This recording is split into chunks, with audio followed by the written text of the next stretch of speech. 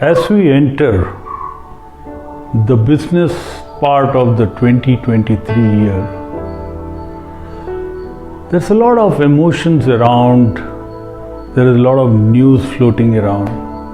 Emotions primarily of fear and nervousness. The markets have been choppy so far.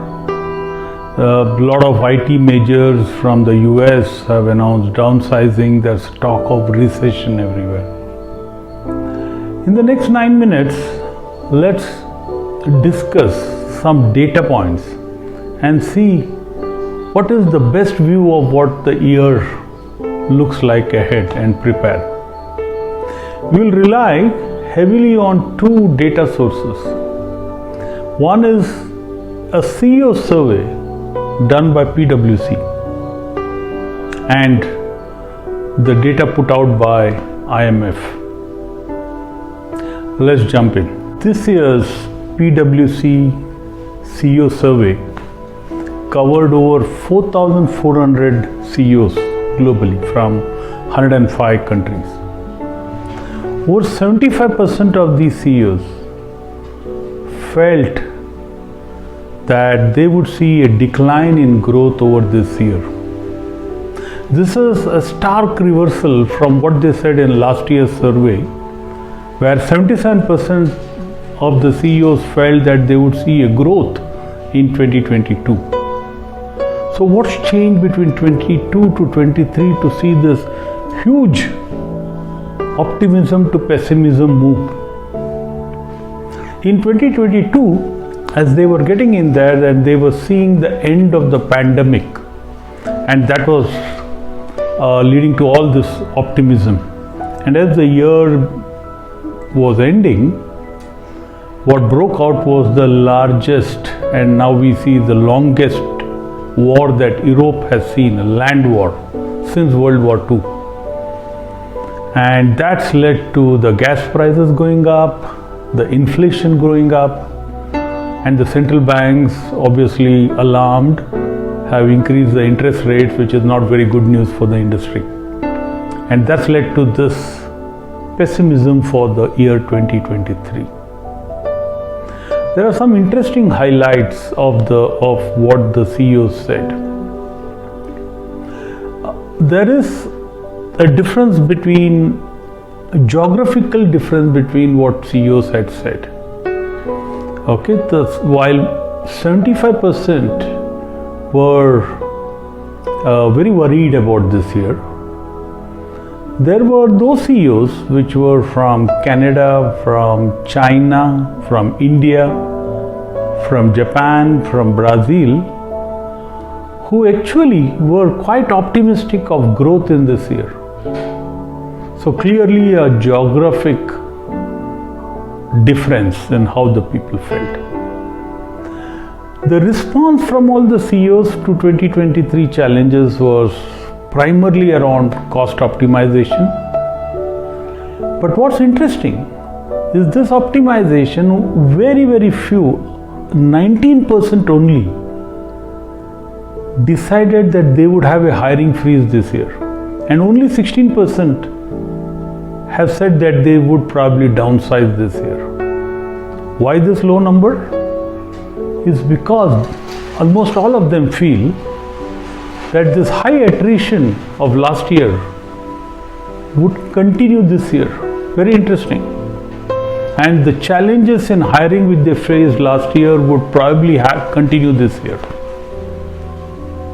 The only exception to this sentiment was the CEOs from the US, who actually felt the attrition might come down.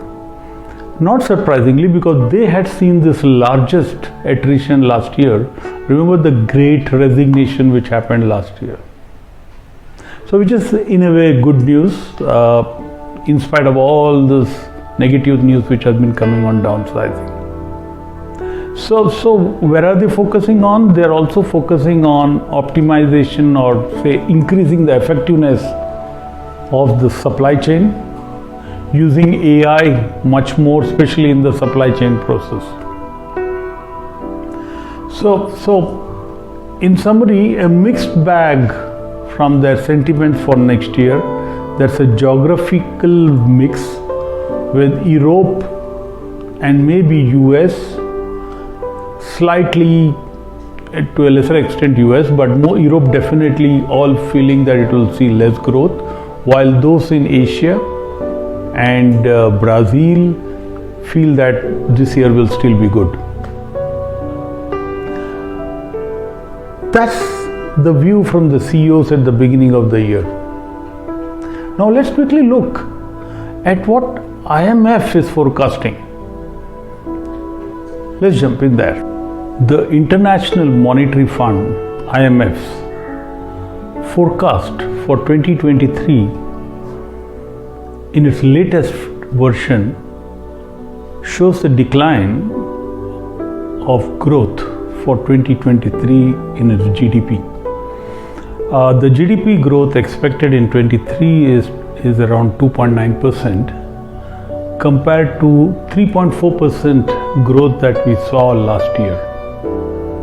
Now what's interesting is the way it's distributed across the globe. The biggest growth drop, the decline, comes from Europe. In Europe, we see a decline in most countries in the Europe. The three standouts we saw the most steepest decline, or which is forecasted to decline the most. Spain is expected to decline from 5.2% to 1.1%. 5.2% last year, 1.1% this year. Italy was around 3.9% last year, pretty good growth, declining to 0.6% in 2023. And finally, UK, which saw some high growth in 2022 of around 4%, is expected to decline to minus 0.6%, negative, the only negative growth which is forecasted for Europe, in Europe. If you move down to Asia, Latin America, Middle East, Africa, it's expected to decline, but the decline is not so steep. Okay, so from a 3.4% odd, it's expected to be around 3.1 odd percentage. More or less flat. This is a mix of two types of countries here. Almost most of the countries here are actually going to show a decline in growth, though not as severe as the European decline. But it's propped up by two countries, which are the bright sparks for this region and for the globe as that matter, the two bigger economies here. China is expected to grow rapidly from its 3% growth last year to over 5% in 2023. Massive growth, and for the size it's a massive growth. And India will continue to grow above 6% this year as similar to last year. Also, if you see another big economy, Japan, is expected to grow from 1.4% to 1.8% in this year. So overall, these three pull up this region, while the rest of the region actually will see decline, but not as sharp as Europe. So if I was to summarize these two findings from PWC survey and from the IMF forecast, I would say these three things. Number one, I think all this panic created by the media is overhyped. 2023 will not be as bad as everyone seems to be forecasting. It will surprise many by doing much better than even these forecasts which have come out. Okay, so it's not going to be a bad. It will obviously see a bigger hit in Europe, and not all of Europe. I particularly worry about UK, but most of the rest of the Europe are fighting back, and I think they'll do better than these forecasts. US should be okay. and of course Asia will be much better. So number one, it's overhyped. Number two, all the bad news about recession and then subsequent downsizing, job losses, I don't think is true. Reality will be there will be prudence, there will be cost optimization, but it won't be at the level which the world saw after 2008. Okay, so it's not going to be around that level at all, and so that actually nothing to panic. Things should be okay. There will be in fact a lot of investment going into supply chain efficiencies and building better models around that.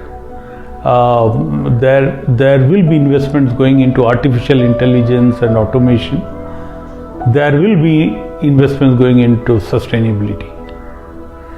So overall, continue to stay vigilant and focused, but personally my own assessment, nothing to panic, not as bad as people are forecasting, and definitely much better than 2008-2009. Hope this helps. Till next weekend, stay unstoppable.